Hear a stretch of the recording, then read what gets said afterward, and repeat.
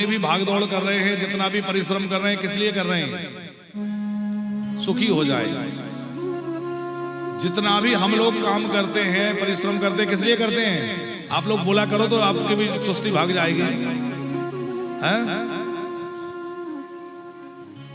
नौकरी कर रहे हैं, बिजनेस कर रहे हैं, पैसा कमा रहे हैं, घर बना रहे हैं, गाड़ी खरीद रहे हैं, क्यों?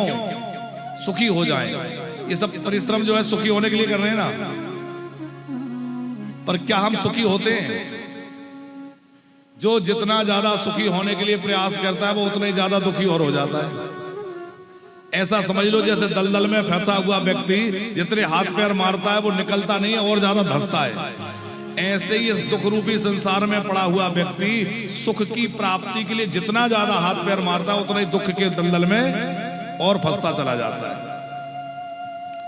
यदि हमें सुख से परे जो वस्तु है वो है आनंद, क्योंकि सुख एक ऐसी वस्तु है कि सुख आता है तो फिर दुख भी आता है। जैसे दिन के बाद रात, रात के बाद दिन, स्त्री पुरुष दिन रात सबका जोड़ा है, ऐसे सुख और दुख का जोड़ा है। सुख आएगा तो दुख भी आएगा, दुख आएगा तो सुख भी आएगा।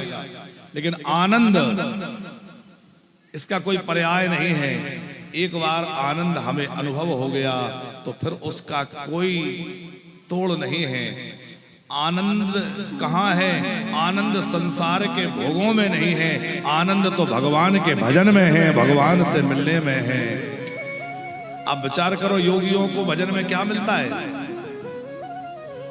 हम लोग कभी कभी कथा में डूब जाते हैं, कब 1 घंटा निकल गया, 2 घंटा निकल गया, पता ही नहीं चलता, क्योंकि हम बाहरी संसार प्रपंच को विस्मृत हो जाते हैं और भगवान का याद स्मरण करने लगते हैं। हृदय में आनंद आ जाता है। वो भगवान आनंद की राशि है। जो आनंद सिंधु सुख राशि, जो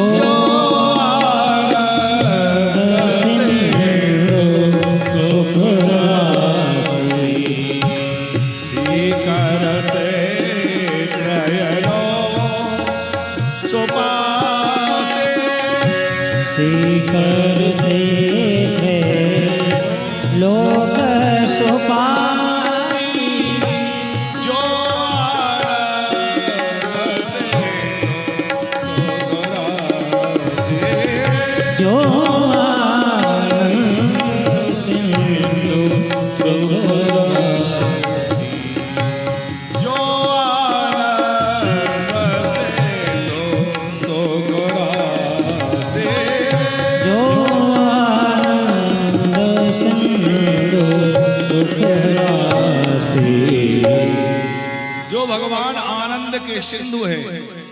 संसार में जो आनंद है वो तो कितना है।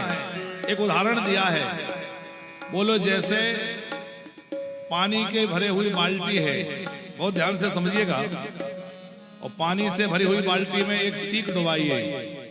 उस सीख में लग करके जितना पानी आ जाए उसको बोलते हैं सीकर। सीख में लग के पानी आया और फिर वो धीरे से एक बूंद बन गया। ऐसे सीख को बाहर निकाला तो एक बूंद बन जाती है ना, उसको बोलते हैं सीकर। भगवान आनंद के समुद्र हैं और सारे संसार में जो आनंद है वो सीख में लगे हुए उस पानी की तरह है। अब बताइए, हम उस छोटी सी बिंदु के चक्कर में इतने परेशान हैं, और यदि हमें सागर मिल जाए तो फिर क्या कहना है। भगवान आनंद के सागर हैं। क्या करते हैं? उनका काम क्या है? बोले विश्व को बनाना, इसको चलाना और बाद में इसका लय कर देना। अच्छा, लय कर देना जो है वो मिटना नहीं है। लय बड़ा अच्छा शब्द है। लय मतलब नष्ट होना नहीं है, लय मतलब मिटना नहीं है, लय मतलब मिल जाना भी नहीं है। लय हो जाना, भगवान में ही समाहित हो जाना।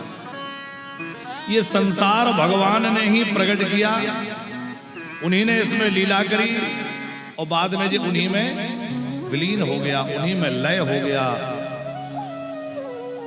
गॉड जो शब्द है 3 अक्षर हैं, GOD। हमें लगता है भागवत जी के महात्म के इसी श्लोक से बोले जनरेटर, ऑपरेटर, डिस्ट्रॉयर, विश्व की उत्पत्ति, पालन और संहार, तो तीनों के एक एक अक्षर ले लिए और उन्होंने कहा भाई हमारा भगवत देवता क्या है? बोले गॉड। तो गॉड क्या है? गॉड की परिभाषा भी यही है कि जो बनाए, चलाए और मिटाए। लेकिन उन्होंने सिर्फ थोड़ा ही सा समझा, तो उतना ही उन्होंने परिभाषित किया। पर हमारे ऋषियों ने, महर्षियों ने तो उस ब्रह्म को बहुत बड़ी विस्तार से परिभाषित किया है।